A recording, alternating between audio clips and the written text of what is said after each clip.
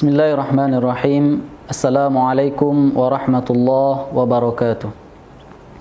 Alhamdulillahi rabbil alamin. Wabihi nasta'inu ala umuri dunya waddin. Wassalatu wassalamu ala ashrafil anbiya wal mursalin wa ala alihi wa sahbihi ajma'in. Asyhadu an la ilaha illallah wahdahu la syarika lah wa asyhadu anna Muhammadan abduhu wa rasuluhu sallallahu alaihi wasallam. Allahumma 'allimna ma yanfa'una wanfa'na bima 'allamtana wa zidna 'ilma. Alhamdulillahirabbil alamin. Kita bersyukur kepada Allah Subhanahu wa taala yang telah memberikan kepada kita kesempatan untuk bertemu pada waktu yang berbahagia ini, dan Allah juga telah menyampaikan kita pada satu bulan yang dimuliakan oleh Allah Subhanahu wa taala. Tidak lama lagi pada hari Rabu nantinya, pada tanggal 22 Juli, kita akan berada pada satu bulan yang istimewa, yaitu tanggal 1 Zulhijjah. Dalam hal ini perlu kita menyampaikan bahwasanya bulan Zulhijjah adalah di antara bulan-bulan yang dimuliakan oleh Allah Subhanahu wa taala. Bulan yang Allah berikan keistimewaan di dalamnya. Bahkan ketika seseorang beribadah atau beramal saleh pada bulan tersebut, Allah Subhanahu wa taala memberikan ganjaran pahala, bahkan pahala tersebut jauh lebih besar dari pahala jihad. Suatu kali Rasulullah sallallahu alaihi wasallam bersabda, "Ma min ayyamin al-'amalu salihu fihinna ahabbu ila Allah min hadhihi al-ayyamil 'ashr." Tidaklah satu ibadah yang ketika dikerjakan pada hari-hari 10 dari bulan Zulhijjah ini, itu adalah menjadi amalan atau ibadah yang paling dicintai oleh Allah Subhanahu wa taala. Kemudian sahabat bertanya kepada Rasulullah sallallahu alaihi wasallam untuk menguji seberapa besar cintanya Allah terhadap perbuatan soleh atau amal kebaikan yang dilakukan pada 10 pertama dalam hari bulan Zulhijjah ini. Para sahabat mengatakan, "Walal jihadu fi sabilillah ya Rasulullah?" Tidakkah juga lebih baik daripada jihad ya Rasulullah? Maka Rasulullah sallallahu alaihi wasallam mengatakan, tidak lebih baik daripada jihad kecuali seseorang yang keluar dari rumahnya dengan dirinya, dengan hartanya, kemudian dia tidak kembali sedikit pun dengan satu hal itu pulang. Dalam artian adalah ini merupakan kesempatan yang luar biasa. Amal yang kita kerjakan, perbuatan yang kita lakukan pada tanggal 1 Zulhijjah sampai nanti tanggal 10 Zulhijjah, yang mana menurut para ulama ini berdasarkan sabda Rasulullah sallallahu alaihi wasallam memiliki keutamaan yang luar biasa. Oleh karenanya perlu kita menjaga atau menggunakan kesempatan ini dengan sebaik-baiknya. Ketika nanti sampai tanggal 1 Zulhijjah, maka kita bersiap-siap dari sekarang agar kita mempersiapkan ibadah-ibadah yang mungkin bisa nanti kita laksanakan pada tanggal 1 Zulhijjah.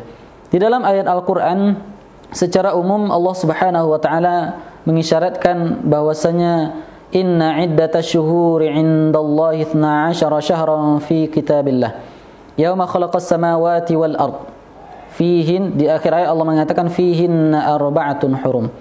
Bahwasanya Allah mengatakan sesungguhnya penciptaan jumlah bilangan dalam bulan ini adalah 12 bulan. Pada hari di mana Allah Subhanahu wa taala menciptakan langit dan bumi. Dan di antara 12 bulan tersebut Allah menciptakan 4 bulan yang spesial, 4 bulan yang mulia, dan di antaranya adalah bulan Zulhijjah. Banyak sekali, bahkan para ulama mengatakan bahwasanya banyak sekali hadis-hadis atau dalil-dalil yang menunjukkan keutamaan dari bulan Zulhijjah ini. Nah, ketika kita telah memahami bahwasanya bulan Zulhijjah adalah suatu bulan yang sangat dimuliakan oleh Allah Subhanahu wa taala, tentu kita bertanya, apa saja amalan-amalan atau perbuatan-perbuatan yang mungkin bisa kita lakukan pada hari yang sungguh yang spesial ini?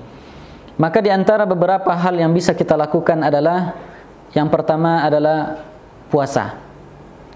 Ya, puasa berdasarkan hadis riwayat secara umum berdasarkan kemuliaan dari bulan Zulhijjah ini, bahwasanya kita disunnahkan, dianjurkan untuk memperbanyak puasa semenjak dari tanggal 1 Zulhijjah. Semenjak tanggal 1 Zulhijjah kita dianjurkan atau disunnahkan untuk melakukan puasa sunnah di bulan Zulhijjah. Tanggal 1 dan sampai tanggal 9 nantinya. Nah, khusus tanggal 9, Rasulullah sallallahu alaihi wasallam memberikan atau menyampaikan satu pahala yang besar kepada siapa saja yang melaksanakan puasa pada tanggal 9 Zulhijjah, yang kemudian dikenal puasa ini dengan puasa Arafah. Karena pada tanggal 9 Zulhijjah para jamaah haji melakukan wukuf di pada Arafah, dan kita orang-orang yang tidak ikut melaksanakan ibadah haji, kita dianjurkan, disunnahkan untuk melaksanakan ibadah puasa. Maka Rasulullah sallallahu alaihi wasallam mengatakan dalam sabdanya, ya, siapa yang melaksanakan puasa pada tanggal 9 Zulhijjah, ahtasibu ilallah, maka Allah akan mengampuni dosanya 1 tahun yang telah berlalu dan 1 tahun yang akan datang. Masya Allah. Ketika Allah subhanahu wa ta'ala memberikan kesempatan yang luar biasa ini kepada kita, tentu selayaknya kita, para santri dan orang tua juga, kita seluruhnya kaum muslimin, untuk memanfaatkan momen-momen yang luar biasa ini. Kalau seandainya tidak mampu melaksanakan puasa dari tanggal 1, 2, 3, 4, 8, minimal dalam bulan Zulhijjah ini kita melaksanakan 1 hari saja puasa, yaitu puasa Arafah. Karena keistimewaan yang luar biasa, subhanallah, Allah berjanji untuk menghapus dosa kita 1 tahun yang telah berlalu dan 1 tahun yang akan datang. Apalagi yang tidak diberikan oleh Allah kepada kita. Belum lagi kita hidup tahun depan, belum lagi kita hidup esok harinya, Allah telah menjamin ampunan dosa bagi kita. Itu yang pertama. Dan amalan yang kedua yang bisa kita lakukan dan bisa kita perbanyak adalah membaca Al-Quran. Membaca Al-Quran ini adalah afdalul zikri. Sebaik-baik zikir itu adalah Al-Quran. Ya, walaupun dalam riwayat lain Allah juga mengatakan afdalul zikri la ilaha illallah. Dan sejatinya membaca Al-Quran itu juga adalah zikir.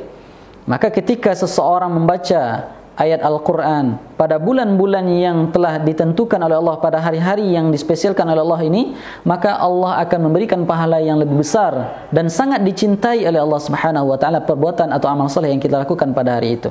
Tentang membaca Al-Quran, Rasulullah sallallahu alaihi wasallam mengatakan, kullu amal ibni Adam yudha'af. Setiap amal anak manusia atau anak Adam ini dilipat gandakan oleh Allah Subhanahu wa taala. Al-hasanatu ila 'ashri amsalha. Satu kebaikan dilipat gandakan oleh Allah menjadi 10 kebaikan. Kemudian Nabi melanjutkan, wala aqulu alif lam mim harfun. Alif lam mim itu tidak 1 huruf, akan tetapi alif 1 huruf, lam 1 huruf, dan mim 1 huruf. Bayangkan kalau seandainya nantinya kita mengkhatamkan Al-Quran secara khusus pada tanggal 1 sampai tanggal 9 atau sampai tanggal 10 Zulhijjah, berapa banyak pahala yang akan kita dapatkan. Di samping itu Allah mencintai apa yang kita baca, mencintai apa yang kita lantunkan. Ketika sesuatu kalimat cinta itu telah kita dapatkan, pahalanya luar biasa. Kemudian apalagi amalan yang mungkin bisa kita lakukan, yaitunya sedekah. Sedekah dalam artian sedekah itu tatawwu'. Kita berikan fakir miskin, berikan para anak-anak telantar, anak yatim dan lain sebagainya.